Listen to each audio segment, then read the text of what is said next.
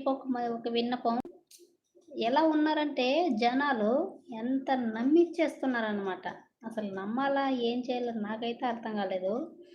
మన లైవ్‌లో నాగేష్ రెడ్డి అని వచ్చారు కదా! డ్యాడీ డ్యాడీ అని. అమ్మ అమ్మ అని. నాకు భార్య లేదమ్మా చనిపోయింది యాక్సిడెంట్‌లో అని చెప్పి పెట్టారు కామెంట్. మన లైవ్‌లో ఉన్న వాళ్ళకైతే తెలుస్తది.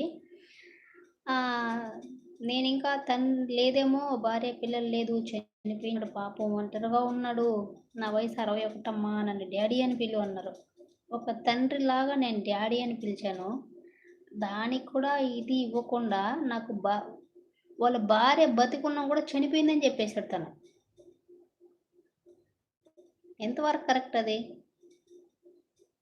చెప్పు. భార్య, బిడ్డ చనిపోయినారు. ఎవ్వరు లేదు నాకు. నేను అనాథగా ఉన్నాను అని జెప్పాడు.